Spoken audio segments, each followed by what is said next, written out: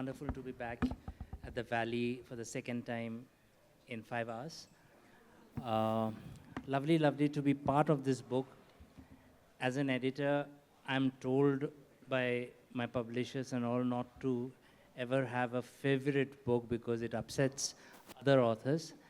But I've been out there to say this stands right at the top of the stuff that I've worked on, of books I've worked on. For the sheer idea behind the book. I couldn't have imagined a book like this, but for Shinie and Alison coming up with this, and from the moment they mentioned the title, X Objects, and that's something we'll discuss. You know, a lot of people, ever since we released the cover, have written to me about, is this about your exes? Is it about your lovers who have left you talking about? So we'll talk about all of that. It's taken me a while to bring this out, almost a couple of years, and I was in the danger zone of being rendered an X object myself before this book came out. But you know, every book I think has its time, and I'm really happy about doing this, Shinie. I couldn't be more grateful for being able to do this. To begin with, I'll just start. You know, everything that moves me, somehow takes me to the poetry of Rainer Rilke. And this also, one of the things that this book did was sort of take me to a poem by Rilke. And it's called For the Sake of a Single Poem. And there's a line in this that goes, you know, for the sake of a single poem,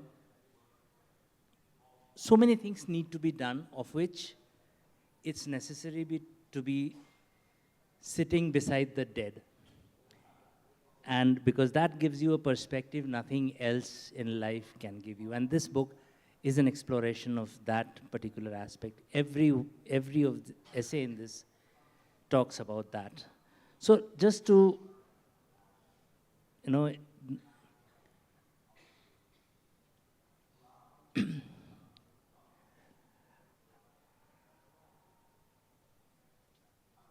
as he says, Rilke says, but you must also have been beside the dying, must have sat beside the dead in the room with the open window and scattered noises. And it is not yet enough to have memories. You must be able to forget them when they are many. And you must have the immense patience to wait until they return. A lot of the essays in this is about that. The people talking about their loved ones who have passed away years back, and sort of getting back to that itself is such a heart-rending and yet inspiring aspect of the book. So, Alison, because it originated with your website, X Objects, what was it that made you think of X Objects? As I say, there are people who sort of write in to ask me whether this is about X's. So how did X Objects come? I find that quite amusing because it isn't something that I thought of when I thought of the name. And we did have a bit of a debate in the family about about the name, which I defended fiercely. And I didn't ever associate it with ex-lovers, but I do like that idea of an object, of an ex-lover becoming an object, you know, something really quite despicable that you could chuck in a bin or stamp on or, you know, do whatever is appropriate to help you to get over the pain, or maybe to celebrate the fact that you have ended something that you wanted to end. So I like that interpretation.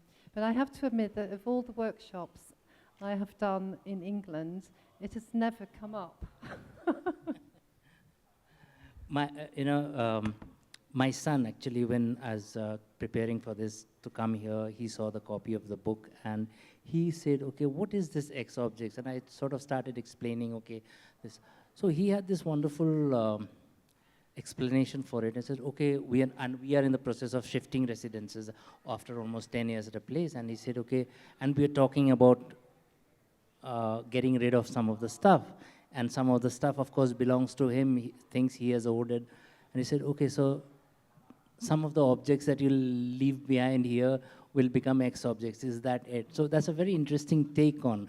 So Shinie, just, come in on your piece in the book, which talks about your father, the easy chair, and there's a lot of associated. You begin with your father going to confession and this delightful conversation you have. So if you could start, like where he says, I've been to confession, and he normally doesn't go, and he just wanted to.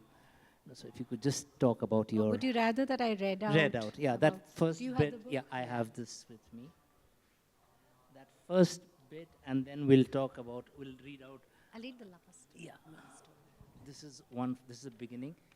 And then the 156 is... For my dad's last birthday, I had given him what he called a fancy watch. I don't think he ever wore it. When the hospital returned his things, they also returned his watch. Through the fog of grief, I did notice it was the old steel watch and not the one that I had just given him.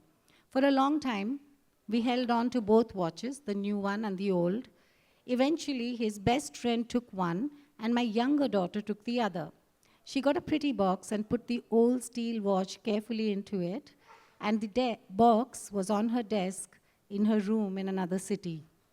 Once, when I snapped that I had half a mind to go to a psychic medium to contact my dad, the same daughter said, better not. Our papa so firmly believed there's no life after death that if you do manage to track him down on the other side, he'd be very embarrassed he got it wrong. So, yeah, please. So, I would just like to intervene a little way there, because when Shinie, Shinie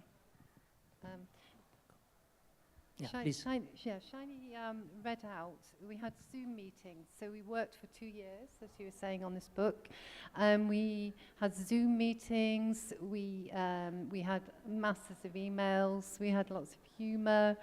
We mostly agreed. But one day, on a Zoom call, I wrote a note afterwards. I haven't told you this. And it says, a note I scribbled at 9:28 a.m. on Saturday, the 20th of March, 2023, Shinie. Following a Zoom call, India to England, quote, Shinie read part of her easy chair piece to me. She achingly makes me want to meet him, her dad. She makes him tangible in sound and word and gesture. The easy chair is his, and is now yours and your mum's too. She imaginatively writes about the object, the emotions and dreams it sparks, the hopes and the humor. And what I've done on my email there, my note, is I've underlined and made in bold humor, because there was so much humor in your writing, and I think we tried to bring out humor in the writing of the other contributors as a way of addressing grief and loss and seeing the hope, the other side of it. It's not just grief memoirs, feel sorry for us. It's very much a healing and cathartic book. The session, I know one of the things that struck me about the title of this session is the art of grieving. I've been thinking about it. Is there actually an art to it? Or is it something, and this is for both of you, since you have written about, thinking back. Is there an art to it, or is it just organic, something that you just go through? I think this is one thing. Actually, there's so many things in life nobody prepares you for. Nobody tells you. You're not ready for almost anything that happens in your life. And definitely losing someone that you love so much, and you've not spent any time telling them, I love you, or, what can I do for you? I'll miss you when you're gone. You never say the right words to the people who are closest to you. So particularly with parents, never. That never happens. Yeah. And I think our parents also belong to a generation which never believed in hugging us or, being physically demonstrative with their love. But I always imagined I was alone in my grief. My dad was my best friend. is even today the closest friend I've ever had. So to suddenly not have him, I had to personally go through how to cope with this. And I never thought that I would learn anything from anybody else, because how does anybody else know what my dad meant to me? That was very, very deeply personal. But the best thing about when we started to talk, Alison and I started to talk, grief is a macro emotion. Grief takes you over, it consumes you. It's like the worst betrayal, the worst heartbreak that you can ever go through.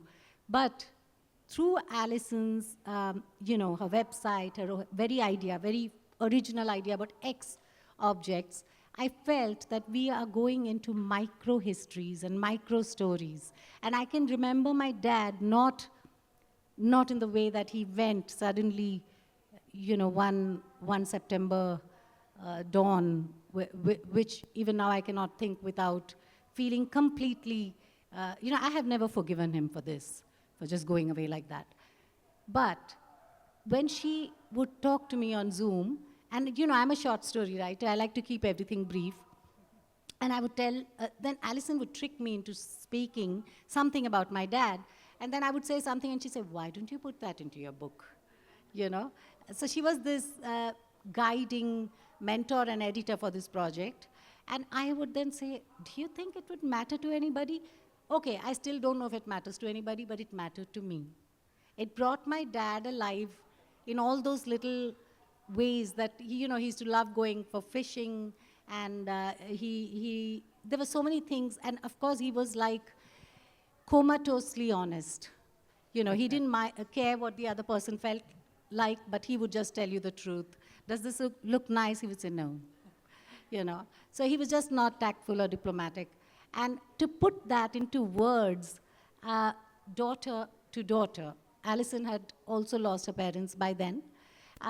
We kind of connected on that very, very, I would say, very delicate, very fragile level, and where we knew that if we had to survive as writers and as daughters, we had to go beyond that feeling of sadness and mourning and locate the person who is no longer here. One of the things that, reading these essays, yours, Shashi's, what that did, you said about connecting with the reader, whether it says, it did, even to me as an editor, just not as an editor, just as a reader, reading this, and fortunately I still have my parents, they live with me, and I read these pieces with a sinking feeling, because that it's just, every day is a miracle now for them, and it reminded me of a classic film that I'd watched, I Never Sang for My Father.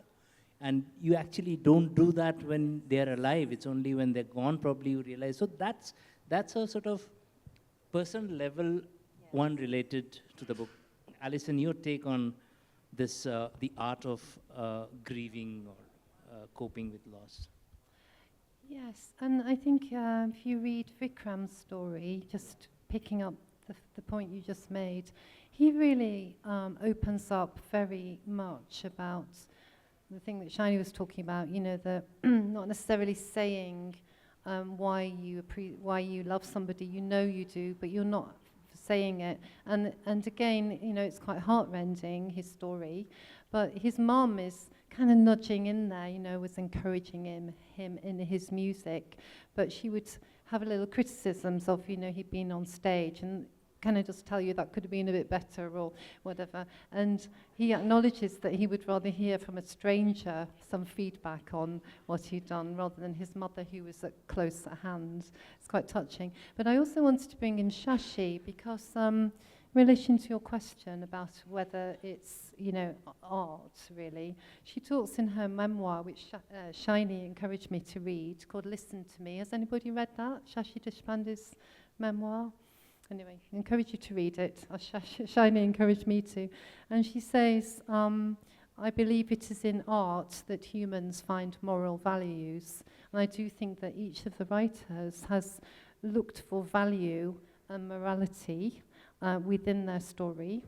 And I also think that Shashi expresses very well what these stories try to do. And she says, "At times I feel as if I have lived in a constant state of open-mouthed wonder at finding myself part of the community of writers, part of a long chain of storytellers connected through the words once upon a time."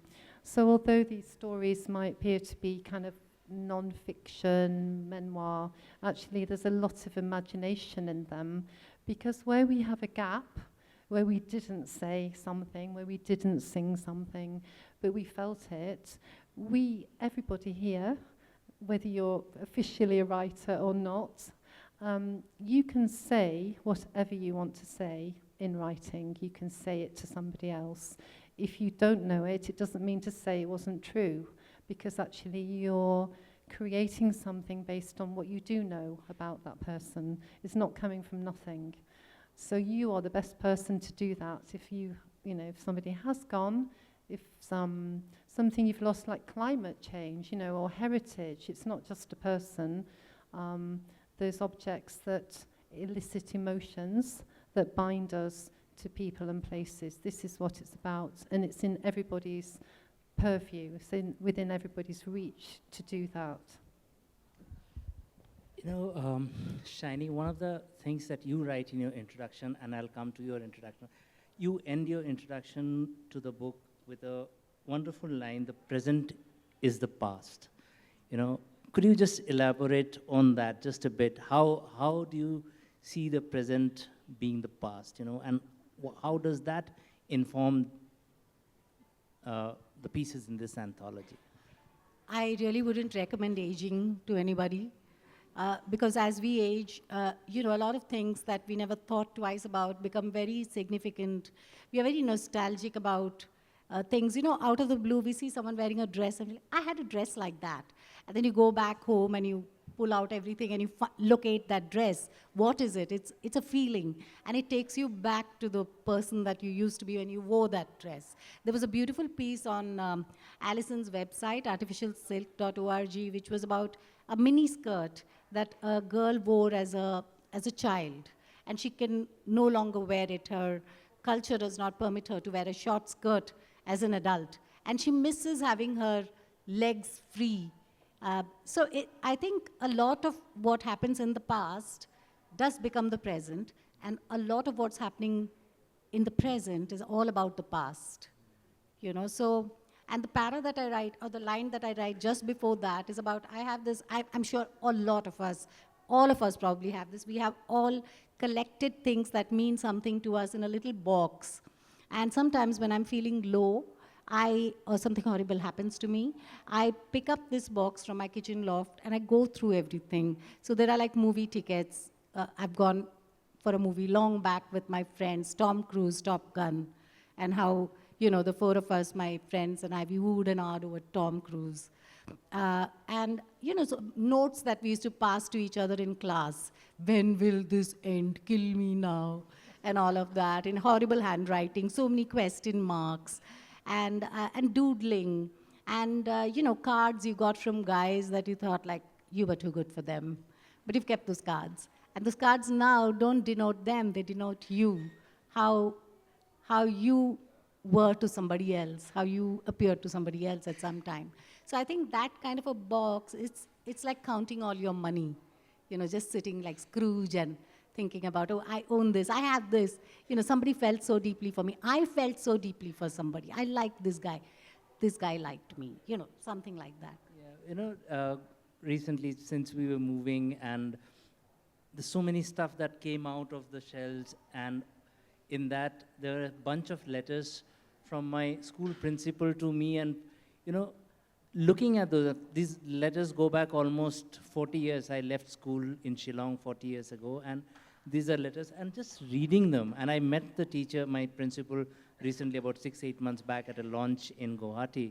She came, and she was almost like in tears. Okay, this guy who used to be so, who used to disobey me so much, I think I'm the only student she ever rusticated in her life. And this guy is now standing and releasing a book. And those letters kind of, I read them and I wonder what I might have written to sort of elicit that response. I think a lot of these pieces do that. I think, Shantanu, what we realize is that we are multiple people. We look like one person, but we are still that skinny girl who was madly in love with the guy who'd never look at her. And then we are still the girl who was so proud because her father came for her play. So we just we're just multiplying as we go on. And we just like becoming hundreds of selves. And we remember every self that we used to be. Hilariously, hilarious now when I think of it. It's tragic, actually. There's this friend of mine and who passed away, very young, sort of, and at the age of 14 in Shillong, there's this day when it was raining like anything. It's raining. It's in Shillong, it could be very heavy. And when I met her many years later, she sort of remembered that, and she said, we are standing at that door to the classroom, it was raining, and somewhere down the school courtyard, there was a tea shop which was playing a song from Dostana, Dil Lagi Ne Di Hawa, and she said, it became such a romantic moment for me to be with you, and I said, such a lovely memory. I didn't remember it with that precision, You broke her heart, Shantanu. So, and then I remembered, okay, yes, there was this day, it was raining, and I still remember the jacket I had on. All of a sudden, it all came soaked, and this girl is, munching those famous Shillong khoais, the pan and supari thing. Everything came back in that flash, and this is what the book is all about, I think, Alison, you should talk about the ring. Yeah. Yeah, I was going to first talk about school because I went back to my primary school, and we don't necessarily need to have the objects in order to have these recollections. You have a lovely story about parent-teachers' night that Yeah, you missed. I do. And, I do. So I didn't realize that my parents had kept so much. It was only when I emptied the house. And I found some secret things, including a diary that my dad had written, which is just another project. But I also found a little tiny dove, which is made of icing sugar, with the beak is maybe 1 or 2 millimeters, nothing broken. And I joke in the book that unlike a lot of the historical places they went to, where you see the torso and the penis is dropped off and the bits of fingers, but actually this dove is perfect. I went back to my school and I realized that I had, my parents had kept my school reports, so I actually read out my school reports to the whole class, to the whole school, and I read out, Alison can be over-enthusiastic at times, which can affect her work.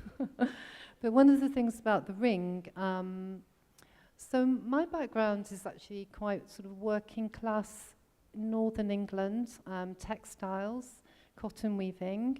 My 2 grandparents were weavers, and one of them asked the boss of the factory when he came to India to pick out a ring, and the ring was an eternity ring. Do people know what that is? You buy an eternity ring to say, I'm still married to you, still love you, still worth giving a ring to you, even though you've got a wedding ring on. And he was doing, traveling around India and brought back this ring. And when my granddad died, one mealtime, just Sunday mealtime, we had our grandparents come, and my grandma, in her Lancashire accent, said, she took the ring off her finger and said, here you are, Alison. She was a very different shape from me, quite small, chubby fingers. The ring fitted me perfectly, and I've worn it ever since. And I didn't realize at the time that this ring was actually an Indian sapphire. And it came to me while I was actually doing a workshop where we were talking about what objects we brought. Everybody brought an object, and I realized I hadn't brought one. I looked at my finger and realized this connection. So sometimes, we shouldn't trouble ourselves too much if we don't remember everything all the time, all the connections at the right time, because as you said about the book, which in itself, as you say, is an object, Yeah, it there's is. The book right is an time, object, it comes together. I think we're running out of time, are we? Just, yeah, just one aspect, if you could just answer, like, is remembering a loved one through a possession, does it sometimes feel like it is limiting the memory of their existence in any way? Or is it a new way of looking at? I think if you keep a keepsake very consciously, that this belonged to so-and-so, so I'm keeping it, that would limit it. But I think we use things left behind by people very unconsciously. Like, okay, if I thought, the max I would have thought is, okay, this particular easy chair, my dad had used it, but then I realized that it belonged to his father. So in a way that it came from my grandfather actually from my great-grandfather, to my grandfather, then to my dad, and then to me. And then it becomes more than an object. Actually, it's like a circle. And this is what we mean by past is the present. Yeah. It's an antique and it's with me. I can sit on it, and I can... And you use that to digress into so many aspects, like your father's story with the pacemaker. If we had the time, you could probably have read that paragraph. Yeah, that's okay. Yeah. So we can open up to... And also, I just wondered, is Devasya Shambeni in the audience here? Are you? Yeah. Yes, hands up. Yeah. So we also have another author who was able to come to the festival, who's our youngest author. If you would turn around, there he is, hailing from Kerala. And it's the first story that he's produced, and he wrote a beautiful story about a teak house. So how his house was destroyed because of modernization, because of roads coming there, and he still has the key to that old house. There's no house, but he has the key. Which is in the book. We haven't actually talked about this, but a really important element of the book is it's also got the photographs of the objects. So this connects you in a very specific way to the object, but as you said, we have other interpretations that come into it when you read the story or look at the objects. Does anybody have a comment and observation? Yes, if you could just, Alison and you, I think the best place So to... we have Shashi Deshpande's story in it. We have Jerry Pinto, Jayashree Mishra, who's written about finding her the love letters between her parents after her father passed away when he was quite young, and then her mother passed away recently. And Jayashree went to Trivandrum, her mother's home, to pack up everything, and she finds this huge bundle of letters that her parents used to write to each other, and she found them, I think, sort of voluptuous and not quite seemly for parents to be writing to each other. And we have... Gajra's writing on her father's kurta. Vikram Sampath, as Vikram Sampath, Alison spoke about. Vikram Sampath has written about his mother. And, Shashi Deshpande's, of course, is one of... she really talks at length, and she uses this phrase from this novel, the clutter counselor. Somebody who helps you rid yourself of all these objects that you might have. It's scary, as Alison was telling me, that somebody decides for you. Yeah? Ann Tyler. Yeah, Ann Tyler. Yeah, I do think it's scary, because I think if we can control the objects ourselves that we keep or don't keep, then to me that seems like a nice, safe place to be. And I was really quite shocked by some of the stories where, I won't give it away, but some of the people do not keep their object. if anyone has a question. I have one. A lot of what you've been saying reminded me of this author called Anchal Malhotra. I think she talks a lot about the idea of material memory. And she explores this through various objects relating to the partition and how touching those objects reminds them of things. Now, my question's a little different because it comes from a point of view of how do you grieve something you never really had? Like, I mean it from a concept of a lot of us here culturally don't really know our parents that well. they're very guarded about their younger lives and stuff like that. And as they age, you realize you don't really know much about them. So what is it that you are actually grieving when things come to pass? I've found this too, because of social conventions and mores, that there are certain things that are said, certain things that are not said. And in that space is an amazing amount of flexibility for you to write what you think they thought, they did. You know, we don't know all of the facts ever in our lives, do we? But we can paint, or we can make music about those things. You know, we are all artists, and we can interpret those lives.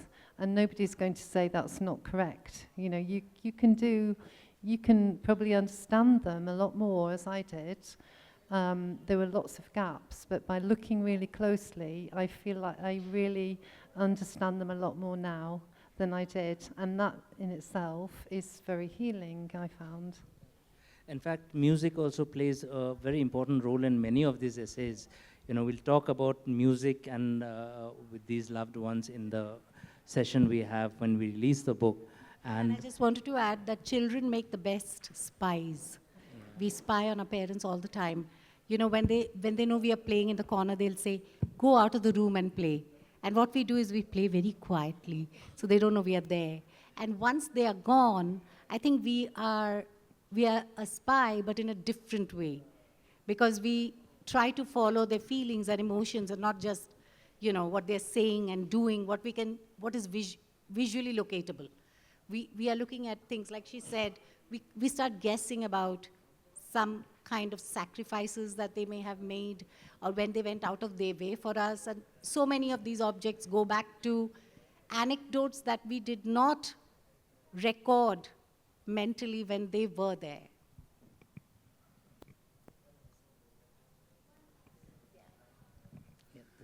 I'd just like to quickly share something that helped me when my mother died, which is from the writing of Martin Prechtel, who said that grieving through sadness is necessary, but toxic if it lasts too long. And what's more productive is to realize that we don't belong to a land until the spirit of our ancestors is woven into it. And it's we, the living, who have to do much of the weaving, because the passing of the one you love is the gifting of a spirit to you. And your challenge is to use that spirit to make the world more beautiful. So hearing what you say, maybe these objects are useful in that way because they have absorbed that spirit. Yes. I think we do have the possibility of a sequel to the book with the kind of memories that people can share and have. Anybody else?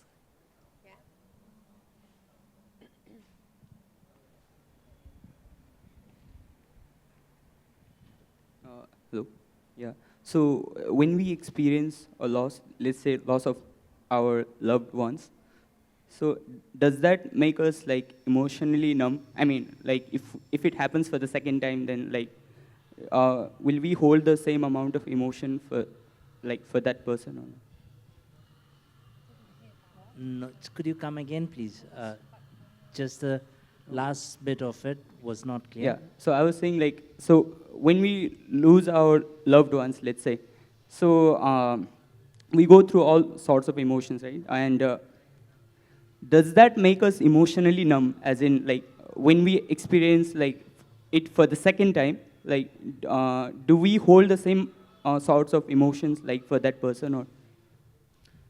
So you were saying, does it make us emotionally numb? Numb. Does that affect when a loss happens for the second time? Second time, yeah.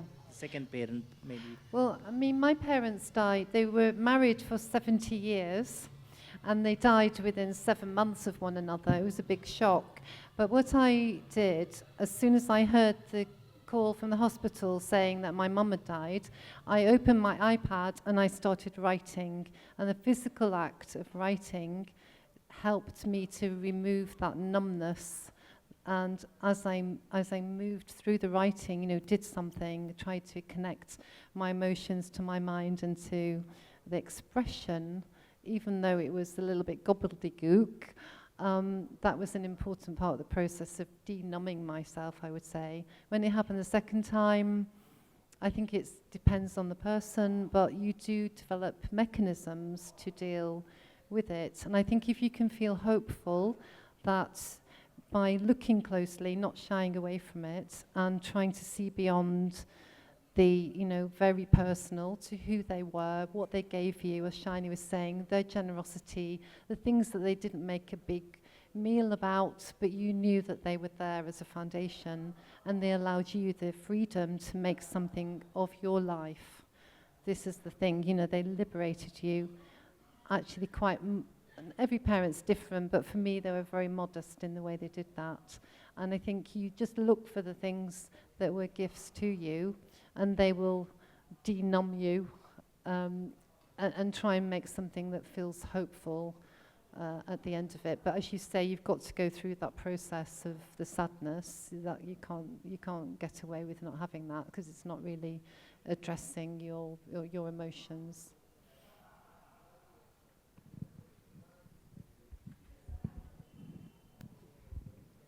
Hi, good evening. I'm A.J. Thomas. You see, I have a little incident to share with you all. It's in the same spirit. You see, my mother passed away in 1996, and I wrote a poem in her memory about 10 years later, 2006. It was published, and it was much anthologized, but the first time it was published, eminent writer friends, one or two at least, they first praised it sky high, and after about a year, the same people, they were disparaging about, debunking it. So this is, I don't know, both of them said that it looks like a journal entry, it doesn't look like a poem. But this is a much anthologized poem. So this has kept me really, at a loss as to, the kind of memory recall, and it is emotion recalled, emotion recorded in recall. But I don't know what the meaning of it all was, because this is a very strange, funny kind of experience that I've had. Thomas, thank you for sharing. I just feel that when it's one person remembering anyone whom they've lost, it's all right. It's between you and your mind. But I know that if two people are remembering the same person, the memories never match. Because when my dad passed away, my brother came down from, he was abroad, he came down. And as we spoke about it later, he was saying everything differently, and I was saying everything differently about, what happened in Delhi, what happened in Bombay when we were small, and plus the funeral, which had just happened like 2 days back. So he was remembering it all differently, and I was remembering it all differently. And I think the thing about grief and the object of X objects is that we not just process that grief, that is a separate thing. Like I said, that's depends on our personal relationship with the person who's gone, the distance from the time they've gone till now, and our own coping mechanisms, which are very, very deeply personal to us, and how much of support system we have. But this is about what, like we were saying, and I think Alison's partner said this, that even an argument that we've had with a loved one comes back to us. So it's like bit by bit of something that's buffering on the screen of your mind, and then it all starts coming together, like in a proper 3D way. And you remember what you felt during an argument. And if you go and share this with someone, they'll say it did not happen that way, which is not germane to our memory, to our process of remembering something. And just remembering that argument or a joke. Like my dad, I always felt he couldn't sing and he couldn't joke, It was very embarrassing at parties when he told jokes, or he said, I will sing a song. And when he came back home, we would be like, you really shouldn't do that. You can't sing and you can't joke, But when I remember it now, it's in a different way. The whole memory is, there's a lot of respect for my dad, for what he went through in his childhood. So these are all like piecemeal memories, but that come together and make that particular memory, I think, shimmer. And I'd just like to bring something that came up earlier, which is that, you know, what you're saying about not necessarily acknowledging people who are here now. You've reminded me that I want to acknowledge the people who have helped me, who are in the audience, my partner and my daughter, and you've got your family too, who are there, you know, who've helped and encouraged, as Shantanu has, and as we have done, and as our authors have done, because we've enjoyed their stories, they've shared them, they've been very honest and personal, and, you know, we can all appreciate while people are here, maybe not in the same way as when we've lost them, because it feels much more tangible and tragic, and maybe we're just more able to write dramatically or, you know, in a way that transcends our personal feelings into the universal when somebody isn't there. But I do now, since I've done this, you know, try and appreciate people when they're here and now, without being too soppy. Although I am criticised for being soppy quite a lot of the time, but that's okay. You know, it's better than hiding things. And so what I've loved with this is that we've, you know, built a friendship up. We've shared things that have been quite difficult. We've sometimes kind of cried, you know, laughed. It's been quite intense, but we've also tried to see beyond it, haven't we? You know, what the value I think Alison and I were very clear right from the beginning that this is not going to be, you know, sad and sentimental or even emotional. It was to do with bringing those people alive the way they were, and the joy that we had, the joy that they gave us and the joy that we had in their company, their words, and the little eccentricities that made them up. On that note, maybe, thank you so much, all of you, for listening in on this conversation. Shinie and Alison, thank you for the book. And maybe all of us here, many of us here, as many of you, pick the book up. These are really, really heart-rending, heartbreaking, and inspiring stories, and joyful. Yeah, no, heartbreaking, heartrending in a very sort of joyful manner, you know, like it celebrates all of that. Thank you so much.